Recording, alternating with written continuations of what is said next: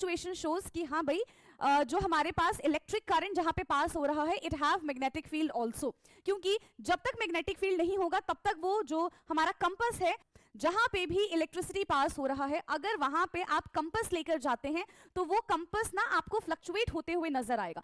कर दो, अगर आप कोई भी मैग्नेटिक मटेरियल यहां पे रखते हैं तो आपको कुछ भी फील नहीं होगा, है ना, मतलब वो जो मैग्नेटिक मटेरियल है वो इसकी तरफ अट्रैक्ट नहीं होगा। क्यों अट्रैक्ट नहीं होगा? क्योंकि अभी ये जो मटेरियल है ये इसके मैग्नेटिक फील्ड से बहुत दूर है, ठीक है, इस वजह से यहां पे हमें कोई भी अट्रैक्शन फील नहीं होगा। कोई परमानेंट मैग्नेटिक फील्ड नहीं बना लेता है जब तक इलेक्ट्रिसिटी पास होगा, ठीक है, जब तक इलेक्ट्रिसिटी पास होगा तब तक वो मैग्नेटिक फील्ड बना के रखेगा। जैसे ही इलेक्ट्रिसिटी पास होना बंद हो जाएगा, इलेक्ट्रिसिटी स्टॉप हो जाएगी फ्लो करना, तो वैसे ही हमारा जो फील्ड है, मैग्नेटिक फील्ड है, वो भी खत्म हो जाएगा। ठीक, सो इस फिनोमिना को हम क्या कहते हैं? This phenomena is called magnetic effect of electric current. आपके पास एक आयरन नेल है, ठीक है, आपके पास क्या है बेटा? एक आयरन नेल है, ठीक है, आपने एक आयरन नेल ले लिया। अब इस आयरन नेल पे आपको क्या करना है? Insulated copper wire it would round iron nail, ठीक है, कॉपर वायर ले लो और इस पे आपको इस तरीके से कॉइलिंग कर देनी है, ठीक है, इस तरीके से आपको नेल पे कॉइलिंग कर देनी है। When current flow the nail behave like a magnet. और देखो इसको हमने किससे जोड़ दिया? इसको हमने एक cell. Hello class 8, welcome to Zenith Guru fundamental. मैं हूं निकी पंडित एंड आज हम कर रहे हैं electricity, magnetic and heating effect. So ये है हमारा इस चैप्टर का वन शॉट, यानी कि इस चैप्टर को हम विद इन 30 मिनट पूरा कंप्लीट करेंगे। इससे पहले के जितने भी चैप्टर्स हैं उनके हम वन शॉट कर चुके हैं। सो अगर आपने वो लेक्चर अभी तक नहीं देखा है तो ज़रूर देखिए। प्लस साथ ही साथ हमने एनसीईआरटी लाइन बाय लाइन भी कवर की है।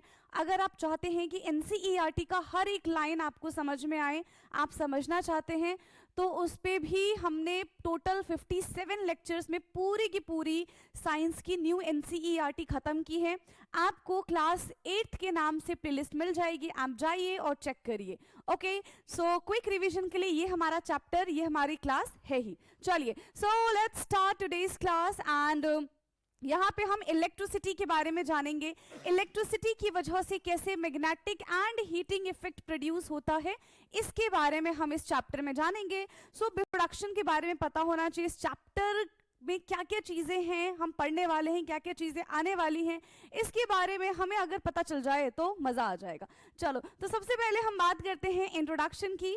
सो जैसा कि चैप्टर ही है हमारा इलेक्ट्रिसिटी, ठीक है। So basically what is electricity? Electricity एक एनर्जी का पावरफुल सोर्स है and with the help of electricity हम हमारे घर में जितने भी अप्लायंसेस हैं, है ना, वो जितने भी अप्लायंसेस है सारे के सारे किस पे बेस्ड है? इलेक्ट्रिसिटी पे बेस्ड है, ठीक है। एंड जहां पे इलेक्ट्रिसिटी होगा वहां पे नो डाउट हीटिंग इफेक्ट भी प्रोड्यूस होगा एंड मैग्नेटिक इफेक्ट भी प्रोड्यूस होगा, ठीक है। ये बात हमको किसने बताई थी? ये हम विद इन चैप्टर डिस्कस करेंगे। Okay, so electricity is a powerful form of energy. Besides lightning bulb, it can produce magnetic effect. ये बल्ब को ग्लो करता है, फैन चलाने में हेल्प करेगा, बट उसके अलावा ये मैग्नेटिक इफेक्ट भी प्रोड्यूस करता है। साथ ही साथ ये हीटिंग इफेक्ट भी प्रोड्यूस करता है। बहुत सारे मशीन्स, अप्लायंसेस को रन कराने में इलेक्ट्रिसिटी हेल्प करता है। And lift heavy metals object using electromagnets. किसी भी भारी चीज को उठाने के लिए with the help of electricity हम इलेक्ट्रोमैग्नेट बनाते हैं एंड उस इलेक्ट्रोमैग्नेट से हम कोई भी भारी अप्लायंसेस, कोई भी भारी ऑब्जेक्ट को उठा सकते हैं, ठीक है। एंड ये चैप्टर और हमें क्या क्या चीजें एक्सप्लेन करता है?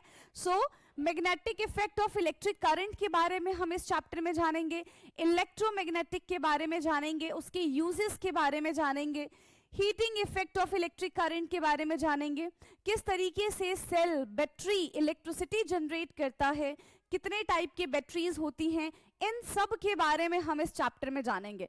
सो ये था इस चैप्टर का पूरा ओवरव्यू कि हम अगर इस चैप्टर को पढ़ते हैं तो हमें क्या क्या चीजें पता चलेंगी, right. So let's start this chapter now.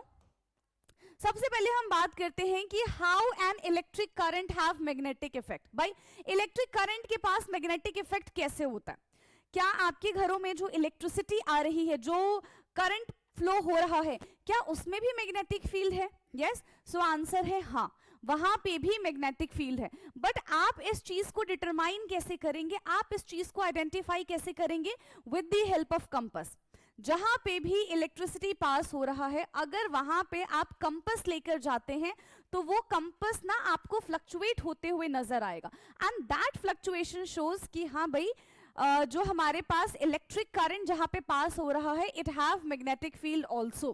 क्योंकि जब तक मैग्नेटिक फील्ड नहीं होगा तब तक वो जो हमारा कंपास है उसमें डिफ्लेक्शन नहीं होगा। ठीक, so observation using a compass, when a current flow through a wire, a magnetic compass needle placed near it and it get deflected। जहां पे भी इलेक्ट्रिसिटी पास हो रहा है, जहां पे भी करंट पास हो रहा है, वहां पे आपको मैग्नेटिक कंपास लेके जाना है एंड इट शोज डिफ्लेक्शन। वो डिफ्लेक्शन 100% शो करेगा इफ देयर इज इलेक्ट्रिसिटी। ठीक, ऐसा नहीं कि खाली वायर है उसके पास लेके जा रहे हो और फिर बोलोगे कि नहीं ये तो डिफ्लेक्ट ही नहीं हो रहा है। ठीक है, तो कहां पे लेकर जाना है? जहां पे करंट फ्लो हो रहा होगा। ठीक, when the current is switch off the needle turn to its original position, यानी कि जब करंट फ्लो नहीं हो रहा होगा तो कोई भी फ्लक्चुएशन, कोई भी डिफ्लेक्शन हमको देखने के लिए नहीं मिलेगा।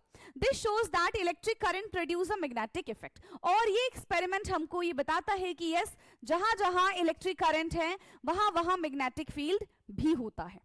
ठीक है, ज्यादा इलेक्ट्रिक करंट ज्यादा मैग्नेटिक फील्ड, कम इलेक्ट्रिक करंट कम मैग्नेटिक फील्ड। ठीक है, क्लियर है? नाउ नेक्स्ट है हमारा, अब हम बात करते हैं मैग्नेटिक फील्ड के बारे में।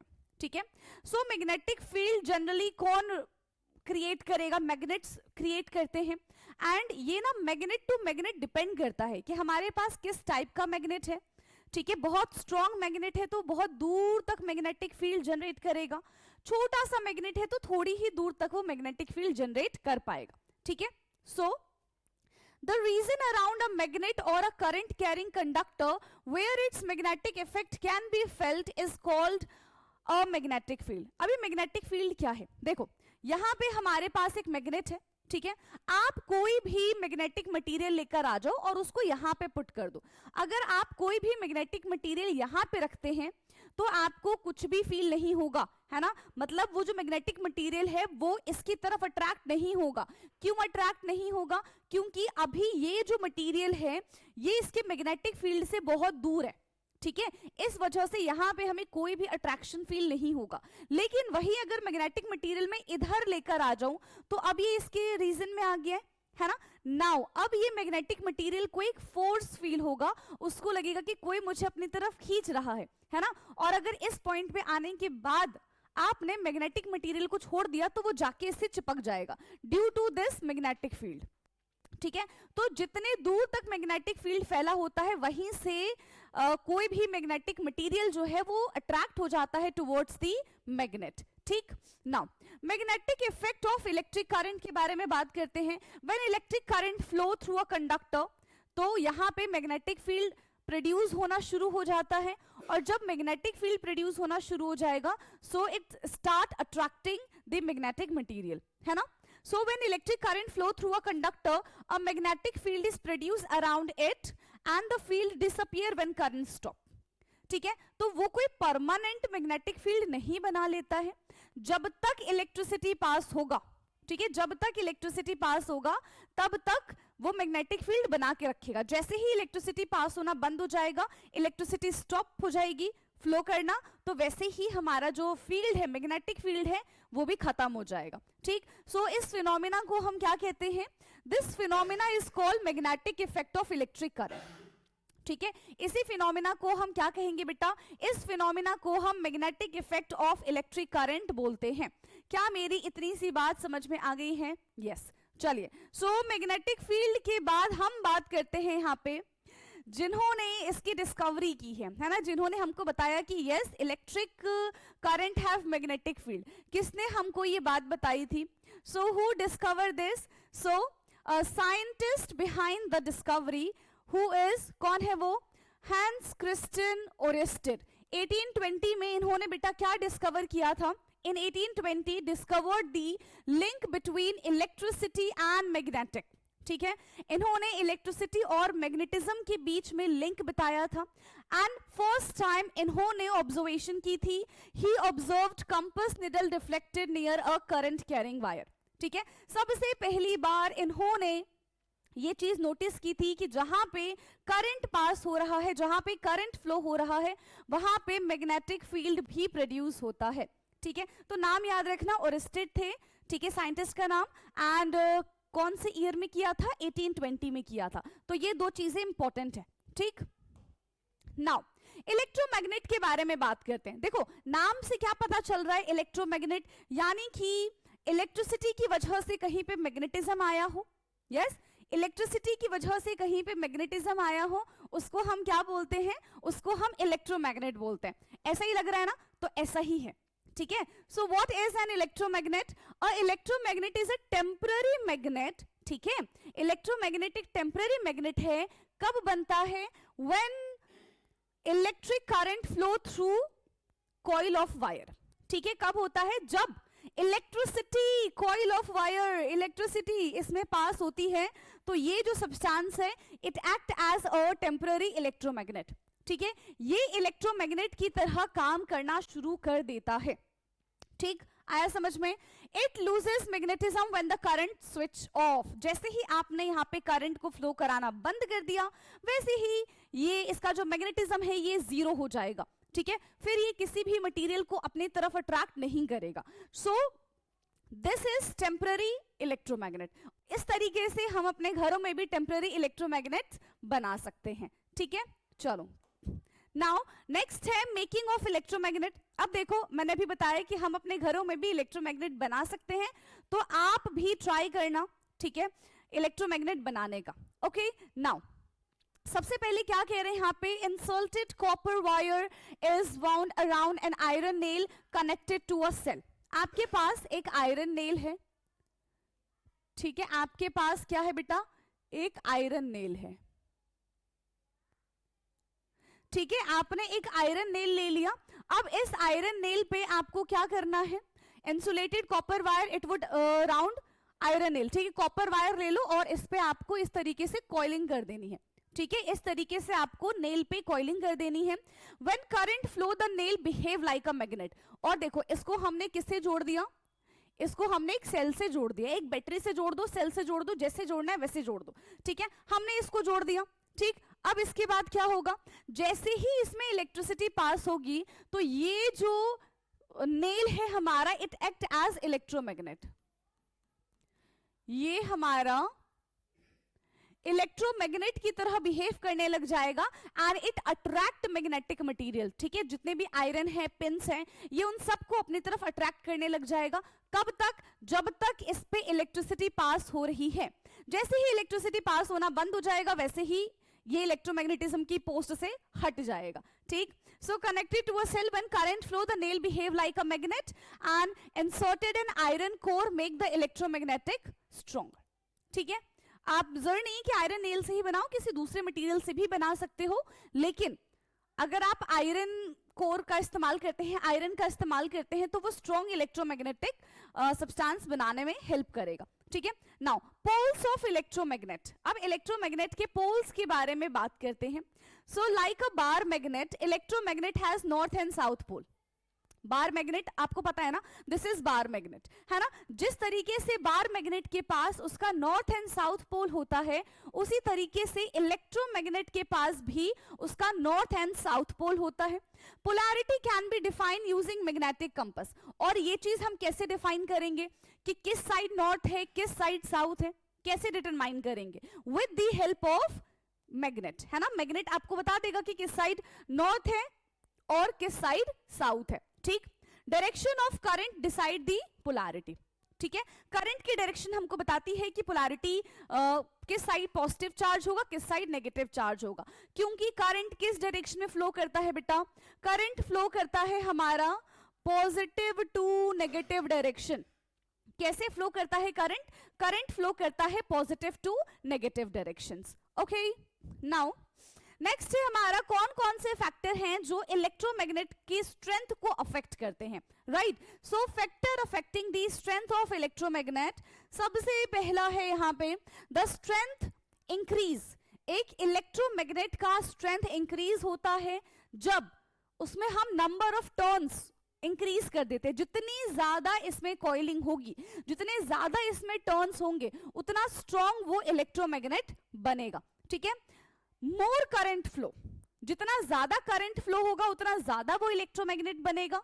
सॉफ्ट आयरन कोर, अगर हमने आयरन कोर का इस्तेमाल किया है तो it will make a stronger electromagnet, ठीक है। सो ये सारे के सारे जो फैक्टर हैं, ठीक है, ये इलेक्ट्रोमैग्नेट के स्ट्रेंथ को एनहांस करने में हेल्प करता है।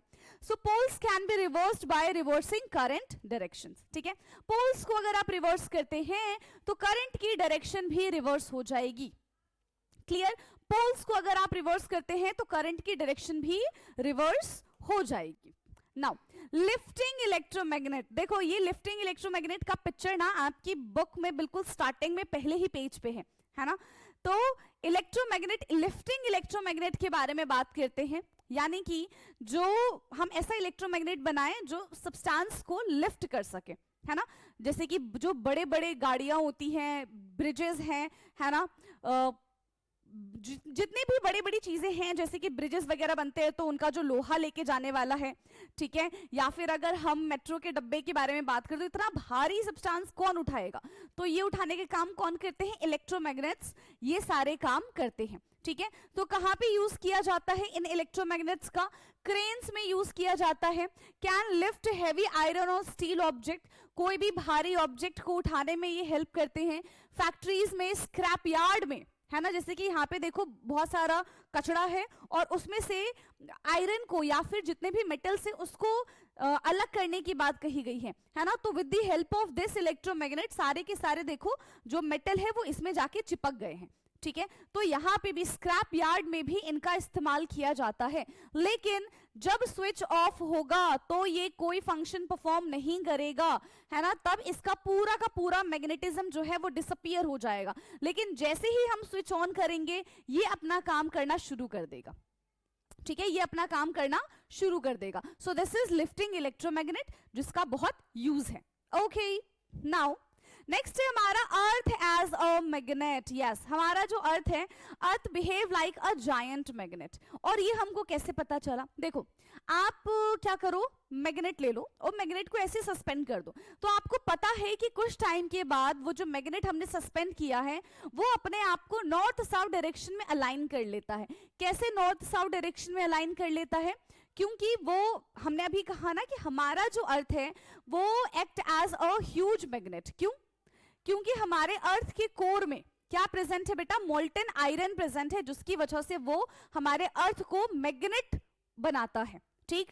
सो earth behave like a giant magnet. Magnetic field is created due to the movement of the molten iron in the earth core, ठीक है। किसकी वजह से है, हमारे अर्थ कोर में मोल्टन आयरन प्रेजेंट है, जिसकी वजह से ये ह्यूज या फिर जायंट मैग्नेट कहलाता है, ठीक। Help birds and animals to navigate and protect earth from harmful space particles, ठीक। Now next is, does a current carrying wire get hot.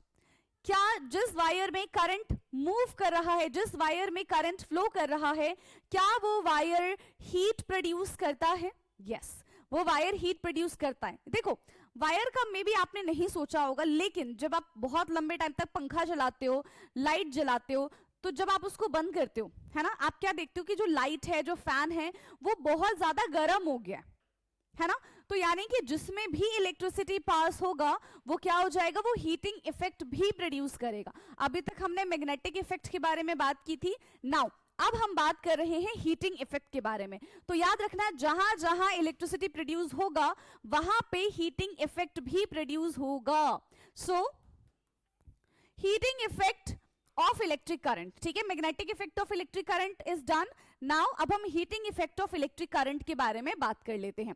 So when electric current flow through a conductor, the conductor resist the flow, है ना, and electrical energy is converted into heat energy. जो electrical energy है वो किस में convert हो जाता है, हीट एनर्जी में कन्वर्ट हो जाता है। फॉर एग्जाम्पल हीटर, है ना। हीटर में देखो आप क्या करते हो, जैसे उसको इलेक्ट्रिसिटी देते हो उसके अंदर जो कॉइलिंग होती है इट प्रोड्यूस हीट, है ना। वो क्या प्रोड्यूस करता है बेटा, वो हीट प्रोड्यूस करता है, पहली चीज।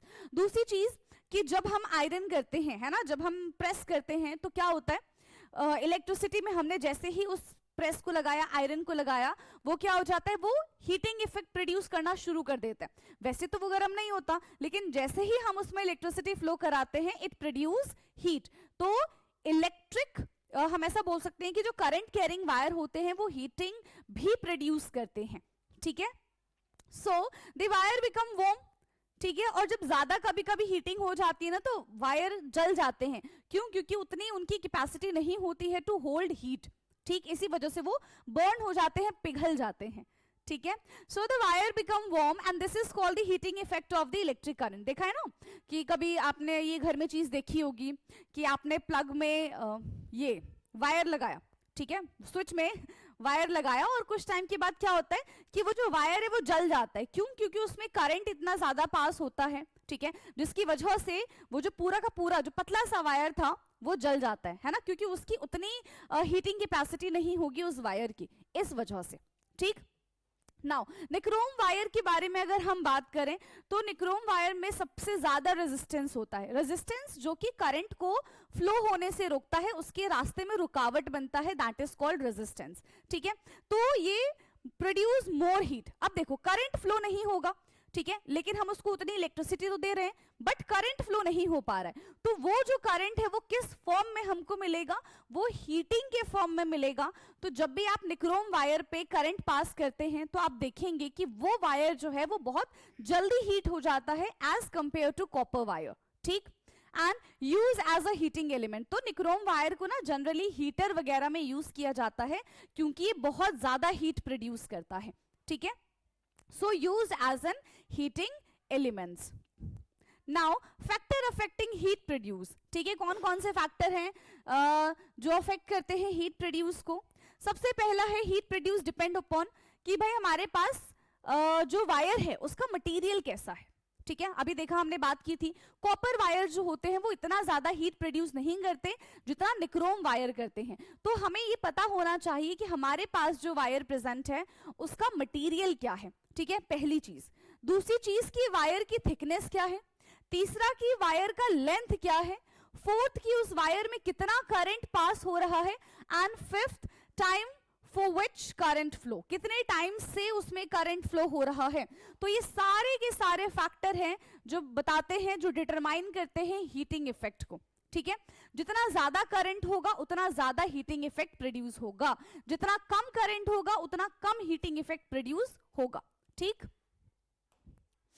Now uses of heating effect. अब देखो इस हीटिंग इफेक्ट का हम इस्तेमाल कहां कहां करते हैं, बहुत जगह करते हैं, ठीक है। ये हमारे लिए बेनिफिशियल भी है, हेल्पफुल भी है, हम ये कह सकते हैं। तो सबसे पहले यहाँ पे क्या हो जाएगा, हाउस होल्ड अप्लायंसेस में बहुत जगह यूज किया जाता है, जैसे कि इलेक्ट्रिक आयरन, है ना। आयरन ऑफ कोर्स हमारे कपड़े को आयरन करने में हेल्प करता है वाइल प्रोड्यूसिंग हीटिंग, तो वो हीट प्रोड्यूस करता है जिससे हमारे कपड़े जो है वो आयरन हो जाते हैं। रूम हीटर की बात करें तो अभी देखो बहुत ठंडी पड़ रही है ना, तो इस केस में क्या होता है लोग हीटर के आगे बैठ जाते हैं, so it give us heat, है ना। वो इलेक्ट्रिसिटी को यानी कि इलेक्ट्रिक करंट को हीटिंग इफेक्ट में कन्वर्ट करके हम तक पहुंचा रहा है ना। कैटल, अगर हम इलेक्ट्रिक कैटल के बारे में बात करें तो ये भी क्या करता है, हीटिंग इफेक्ट प्रोड्यूस करता है। स्टोव हीटिंग इफेक्ट प्रोड्यूस करता है, ठीक है। Immersion rod, hair dryer, industrial use, तो ये सारे के सारे जो हैं ये इलेक्ट्रिक करंट से हीटिंग इफेक्ट जनरेट करने का काम करते हैं in a large amount, okay. So electric furnace of melting metal, तो इलेक्ट्रिक फर्नेस का इस्तेमाल किया जाता है मेटल्स को मेल्ट करने में। तो सोचो ये कितना ज्यादा इलेक्ट्रिसिटी, कितना ज्यादा हीटिंग इफेक्ट प्रोड्यूस करता होगा, ठीक। नाउ सेफ्टी कंसर्न के बारे में अगर हम बात करें तो देखो सेफ्टी कंसर्न क्या है, हमें ये देखना पड़ेगा, ठीक है। अगर हम अपने घर की बात करते हैं, ठीक है, तो हमारे घर में ना अलग अलग सॉकेट बने होते हैं, ठीक, कि भाई एसी का सॉकेट ये है कि इसमें हम एसी वाला ही प्लग लगाएंगे, है ना। आप उसमें अपना फोन चार्ज करने के लिए जाओगे तो फिर गड़बड़ हो जाएगी। तो ऐसे ही हमारे घरों में अलग अलग सॉकेट्स बने होते हैं, ठीक है, जिसमें हम अलग अलग अप्लायंसेस का इस्तेमाल करते हैं। अगर हमने ऐसा नहीं किया तो देख रहे हो इस तरीके से बहुत ज्यादा हीटिंग इफेक्ट हो जाएगी और वायर जो है वो जलना शुरू हो जाएंगे, शॉर्ट सर्किट हो जाएगा, ठीक है। So over heating can melt wire, बहुत ज्यादा अगर ओवर हीटिंग हो रही है तो उसकी वजह से वायर्स जो है वो मेल्ट हो सकते हैं, बर्न हो सकते हैं, and it may cause short circuit and fire, ठीक है। Proper wiring and safety devices are necessary, ठीक है। ऐसे भी किसी भी प्लग में जाके आप अपना चार्जर नहीं लगा सकते हो, ठीक। इस चीज का आपको ध्यान देना है। नाउ नेक्स्ट है हमारा, how does a battery generate electricity. Yes, ये तो देखो आपका क्वेश्चन होगा, है ना, कि हमारे जो रिमोट में बैटरी लगी हुई है, हम उसको कोई इलेक्ट्रिसिटी तो नहीं दे रहे, है ना, कोई इलेक्ट्रिसिटी नहीं दे रहे, फिर वो कैसे काम कर रहा है, किस तरीके से वो इलेक्ट्रिसिटी जनरेट कर रहा है, ठीक है। तो उनके अंदर कुछ केमिकल रिएक्शंस हो रही होती हैं, जिन केमिकल रिएक्शन से वो काम करते हैं, ठीक है, जिसकी वजह से सेल जो है वो वर्क करता है, ठीक है। तो electricity in cell and batteries is produced due to the chemical reactions, उनके अंदर केमिकल रिएक्शंस हो रहा होता है, जिसकी वजह से वो फंक्शन कर पाते हैं, जिसकी वजह से वो वर्क कर पाते हैं। ओके, सो सबसे पहले हम यहाँ पे वोल्टाइक सेल के बारे में बात करेंगे, जिसको हम गैल्वेनिक सेल भी बोलते हैं। सो बेसिकली इसको हम ड्राई सेल भी बोलते हैं, है ना। तो जो हम अपने रिमोट में, है ना, इन सब जगह पे लगाते हैं, that is called galvanic cell, ठीक है। जो हम अपने ये वॉच में लगाते हैं, ठीक है, रिस्ट वॉच, उसको हम कहते हैं बटन सेल, मर्क्यूरी सेल भी बोल सकते हैं उसको हम, ठीक है। तो ये इतने टाइप्स के सेल्स होते हैं जो जिनको हमने एक बार यूज किया, उनके अंदर की रिएक्शंस खत्म हो गए, अब हम उसको वापस से यूज नहीं कर सकते, ठीक है। तो वन टाइम के लिए ही होता है, एक बार अगर उनकी लाइफ स्पैन खत्म हो गई तो हम उसको वापस से यूज नहीं कर पाएंगे, ठीक है। Contain two different metal electrode, cell में दो अलग अलग मेटल इलेक्ट्रोड्स प्रेजेंट होते हैं, ठीक है। एक होता है हमारा कैथोड और एक होता है हमारा एनोड, देख रहे हो यहाँ पे, ठीक है। तो इसको हम क्या बोलते हैं बेटा, ये है हमारा इलेक्ट्रोड, ठीक है, जो इलेक्ट्रिसिटी कंडक्ट कराने का काम करता है, एंड इसको हम कहते हैं सॉल्ट ब्रिज, ठीक है। सॉल्ट ब्रिज का काम क्या होता है, जो भी यहाँ पे आयंस आके एक्यूमुलेट हो जाते हैं उनको क्लीन करने का काम करता है। अगर सॉल्ट ब्रिज नहीं होगा तो ये जो सेल है ये ज्यादा लंबे टाइम तक काम नहीं कर पाएगा, ठीक है। तो यहाँ पे देखो इसमें एक सोल्यूशन भरा हुआ है, ठीक है, इसमें क्या है, एक सोल्यूशन भरा हुआ है। तो ये सोल्यूशन हमारा एसिडिक, बेसिक, ठीक है, सॉल्ट कुछ भी हो सकता है, जो कि इलेक्ट्रोलिटिक सोल्यूशन के नाम से जाना जाता है, ठीक है। जैसे ही हम इसमें इलेक्ट्रिसिटी पास करेंगे ये काम करना शुरू कर देगा। ओके, सो इलेक्ट्रोलाइट, एसिड और basic solution, chemical reaction produce electric current. तो यहाँ पे जैसे ही इनका केमिकल रिएक्शन होगा ये इलेक्ट्रिक करंट प्रोड्यूस करना शुरू कर देंगे, ठीक है। And when chemicals are used up cells become dead, होता है ना कि हमारे जो सेल्स हैं इसमें लगे हुए रिमोट में, है ना, वो क्या होते हैं, कुछ टाइम तक, मान लो 1 महीना 2 महीने काम करता है और उसके बाद वो फिर चलना बंद हो जाता है। क्यों? क्योंकि अब उसके अंदर जो रिएक्शन होनी थी वो रिएक्शन नहीं होती, और जब रिएक्शन नहीं होगी तो it will not produce electric current, ठीक है। और जब वो इलेक्ट्रिक करंट प्रोड्यूस नहीं करेगा तो वो काम करना बंद कर देगा, that means cell become dead, ठीक। नाउ इसके बाद अब हम बात करते हैं लेमन सेल के बारे में। So basically lemon is also act as a cell, है ना, क्योंकि लेमन के अंदर भी क्या प्रेजेंट होता है, देखो लेमन के अंदर प्रेजेंट होता है एसिड। किस टाइप का एसिड प्रेजेंट होता है, तो लेमन के अंदर प्रेजेंट होता है सिट्रिक एसिड, एंड सारे acid have the capacity to donate the H positive ion. और जिस भी कंपाउंड के पास, जिस भी सब्सटेंस के पास ये कैपेबिलिटी है टू डोनेट और to accept the ions, they can conduct electricity, ठीक है, वो इलेक्ट्रिसिटी कंडक्ट कर सकते हैं। तो यहाँ पे जितने भी एसिड्स होते हैं, ठीक है, वो H पॉजिटिव आयन रिलीज करते हैं, जितने भी बेसिस होते हैं वो OH नेगेटिव आयन रिलीज करते हैं, सो दे कैन कंडक्ट इलेक्ट्रिसिटी। तो आप यहाँ पे देख रहे हो, हमारी NCERT का ही पिक्चर है, लेमन में हमने क्या रख दिया, आयरन नेल लगा दिया, एंड थ्रू विच ये जो हमारा LED बल्ब है वो ग्लो कर रहा है, ठीक है। पता चल गया ना क्यों ग्लो कर रहा है, because lemon have free ions, जिसके पास भी फ्री आयंस होगा they can conduct electricity, right. So lemon juice act as electrolyte, किसकी तरह काम कर रहा है, इलेक्ट्रोलाइट की तरह काम कर रहा है, यानी कि इलेक्ट्रिसिटी प्रोड्यूस करने का काम कर रहा है। Copper and iron act as electrode, अभी बताया था इलेक्ट्रोड क्या होता है, वो जो कैथोड एनोड बताए थे ना, उनको हम इलेक्ट्रोड कहते हैं। तो यहाँ पे जो कॉपर की वायर है और जो आयरन नेल लगा हुआ है, दे एक्ट एज इलेक्ट्रोड। क्यों? क्योंकि वो करंट को पास करने में हेल्प कर रहे हैं। And multiple lemons connected can glow an LED. ठीक है, तो इन देखो लेमन से हम एलईडी ग्लो करा सकते हैं। ठीक है, आप चाहो तो ये भी एक्सपेरिमेंट अपने घर पे करके देख सकते हो। शोज दैट केमिकल एनर्जी, यहाँ पे देखो केमिकल एनर्जी से इलेक्ट्रिकल एनर्जी में कन्वर्जन हो गया। ठीक है, केमिकल एनर्जी जो है वो किस में कन्वर्ट हो गई? वो इलेक्ट्रिकल एनर्जी में कन्वर्ट हो गई है। ठीक है, नाउ अब हम बात करते हैं ड्राई सेल के बारे में। ठीक है, तो ड्राई सेल के बारे में अभी मैंने आपको बताया था कि ये जो रिमोट की बैटरीज वगैरह होती हैं, they are called dry cell. इन्हीं को हम गैल्वेनिक सेल, वोल्टाइक सेल, ये सारे के सारे सेल बोलते हैं, है ना। एंड इनमें क्या क्या चीजें प्रेजेंट होती है? देखो इस तरीके से जब आप सेल को खोलोगे, है ना, तो उसके अंदर ये ब्लैकिश पार्ट आपको नजर आएगा। जो बिल्कुल ही ब्लैक वाला पार्ट है that is called carbon rod. And यहाँ पे ना पेस्ट डाला जाता है जिंक का। ठीक है, कार्बन एंड जिंक का पेस्ट डाला जाता है। ये ऊपर हमारा पॉजिटिव टर्मिनल होता है और नीचे हमारा नेगेटिव टर्मिनल होता है। तो जब तक इनके बीच में रिएक्शंस हो रही होती हैं तब तक ये सेल काम करता है। जैसे ही ये रिएक्शन खत्म हो जाएगी, सेल काम करना बंद कर देगा। Okay, so most common use cell electrolytic, इसमें इलेक्ट्रोलाइट इज अ पेस्ट। ठीक है, जिंक कार्बन का पेस्ट प्रेजेंट होता है ना। जिंक कंटेनर जो है वो नेगेटिव टर्मिनल पे प्रेजेंट होता है एंड कार्बन रॉड पे कार्बन जो है वो पॉजिटिव टर्मिनल पे प्रेजेंट होता है। ठीक है, and dry cells are single use, मतलब एक बार यूज किया, सेल रिएक्शंस खत्म, फिर हम उसको रिचार्ज नहीं कर सकते। ठीक है, दे आर नॉट रिचार्जेबल। ठीक है, इनको हम फर्दर रिचार्ज नहीं कर सकते हैं। ओके, नाउ नेक्स्ट है हमारा रिचार्जेबल बैटरीज। देखो वो तो हमारा नॉन रिचार्जेबल बैटरी था, लेकिन हमारे पास रिचार्जेबल बैटरीज भी होते हैं। तो रिचार्जेबल बैटरीज का क्या मतलब है कि एक बार हमने उसको कंज्यूम कर लिया, यूज कर लिया, फिर हम उसको मल्टीपल टाइम्स यूज कर सकते हैं। जैसे कि हमारे फोन की बैटरी है ना, डेली आप सुबह उठते हो, फोन चलाना शुरू कर देते हो, फिर पूरे दिन में आपकी जो फोन की बैटरी है और आपकी जो बैटरी है वो दोनों के दोनों डिस्चार्ज हो जाती है ना।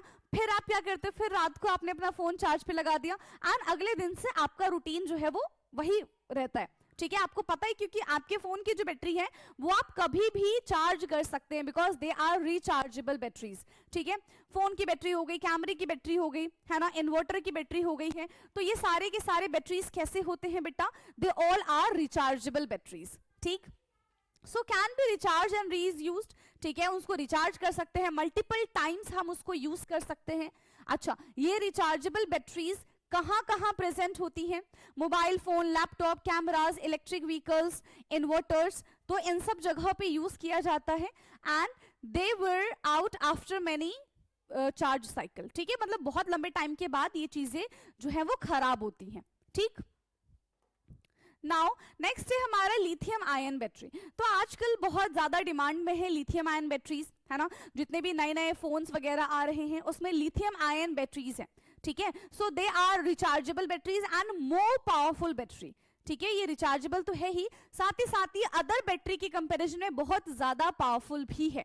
सो most common rechargeable batteries today and light weight है एंड पावरफुल है। Recycling is important to protect environment. देखते हो ना कि अगर हमारे फोन की जो बैटरी है वो खराब हो जाती है तो हम क्या करते हैं?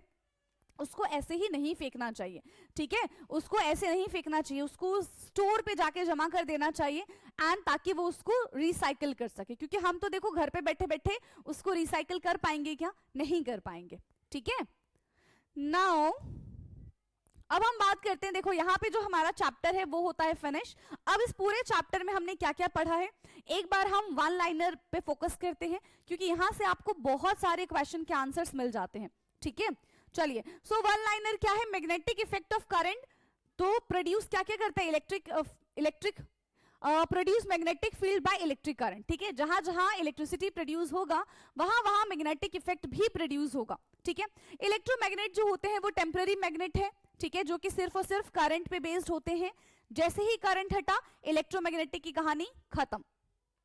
हीटिंग इफेक्ट की बात अगर हम करें तो produce heat when current flow through the conductor. तो वो तभी तक हीट प्रोड्यूस कर पाएगा जब तक उसके पास इलेक्ट्रिसिटी प्रोड्यूस हो रहा है ना।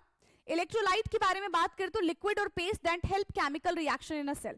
ठीक है, इलेक्ट्रोलाइट क्या होते हैं, लिक्विड की फॉर्म में होता है, पेस्ट की फॉर्म में होता है, जो सेल्स के अंदर केमिकल रिएक्शन करने में हेल्प करता है ताकि वो इलेक्ट्रिसिटी प्रोड्यूस कर सके।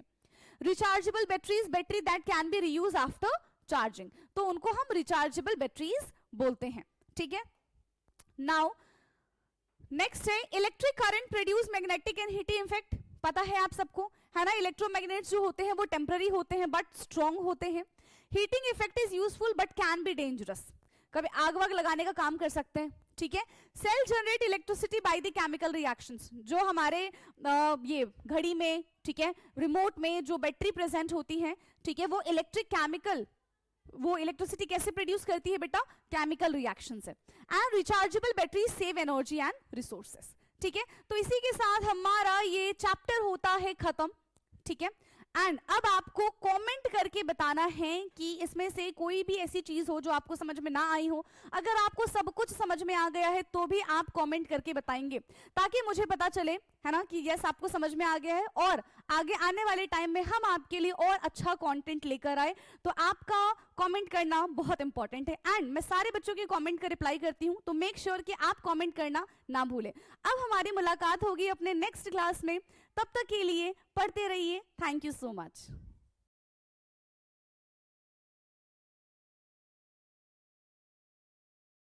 हीटर, है ना, हीटर में देखो आप क्या करते हो, जैसे उसको इलेक्ट्रिसिटी देते हो उसके अंदर जो कॉइलिंग होती है इट प्रोड्यूस हीट।